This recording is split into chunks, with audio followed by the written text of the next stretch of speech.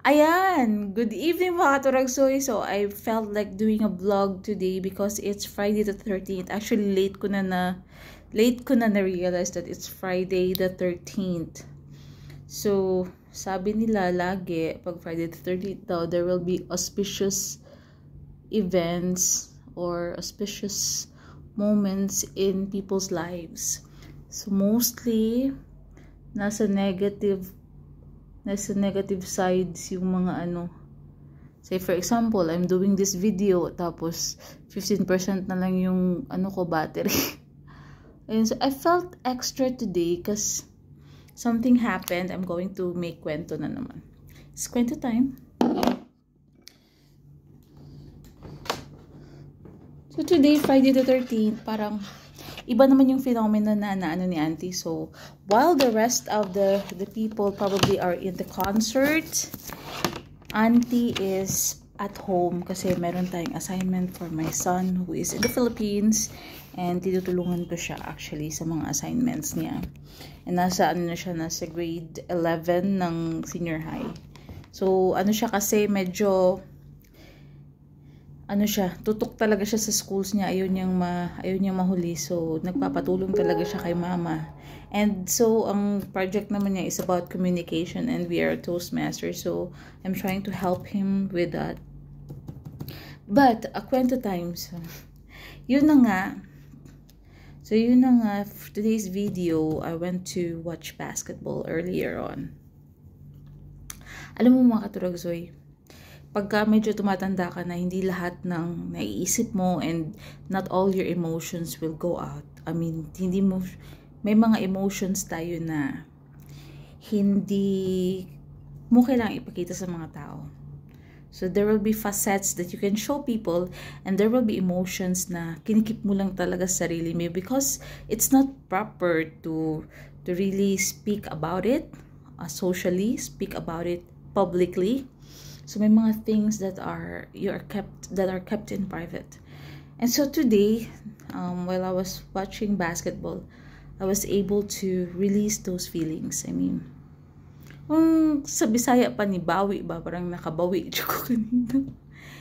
And that's why I felt so extra today that I made I fixed myself up. Asa na yung ko?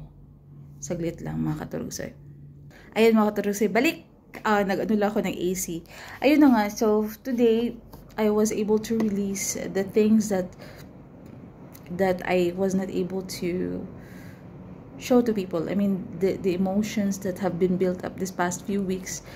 And I made a release today.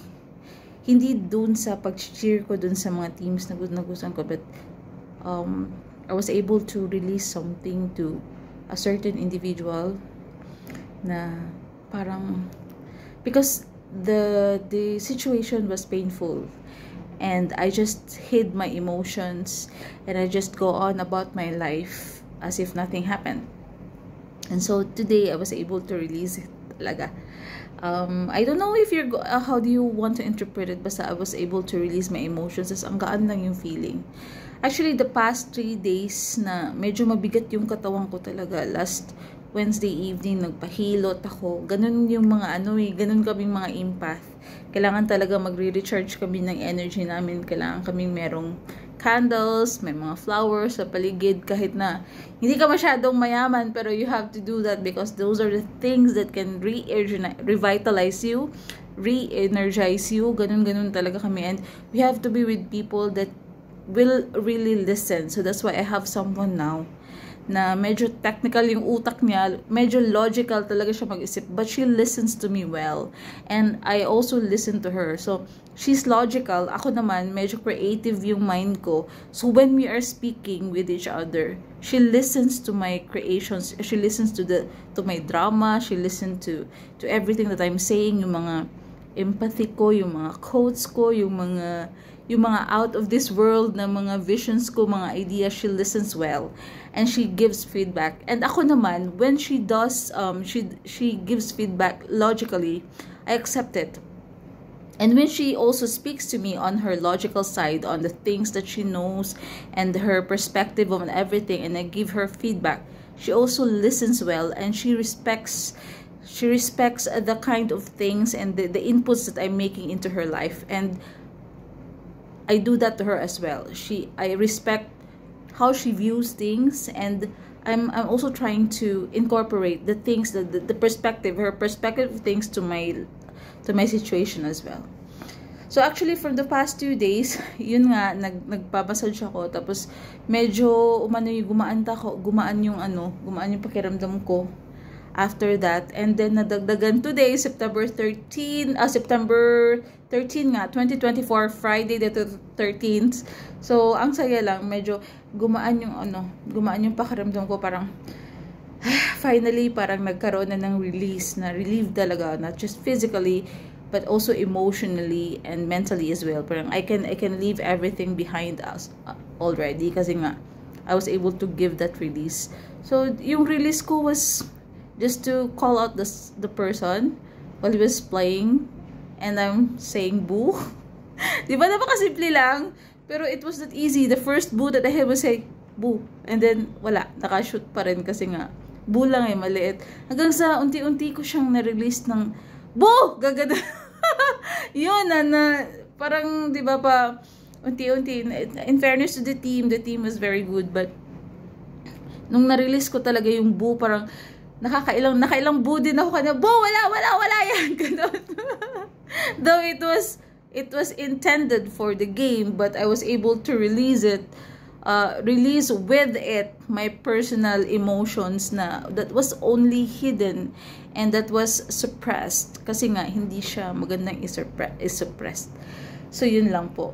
And the realization is you should find an outlet to release whatever suppressed emotions that you have, because it's really dragging you. It's gonna be painful, it's gonna be heavy.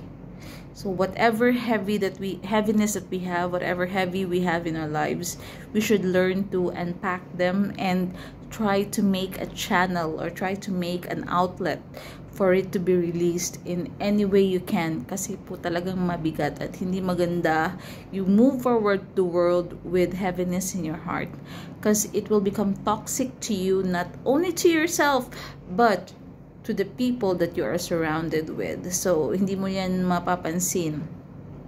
So you just try to let go of toxicity and try to find the people who gives sunlight to your soul, who nourishes your soul with happiness, with contentment, with peace, and the people who really respect you for who you are, respect you for your perspective and how you see things, and respect you as an individual with your own unique experience, with your own unique beauty, with your own unique goals, with your own unique vision. So I hope that you will be able to find that person as I was able to find her.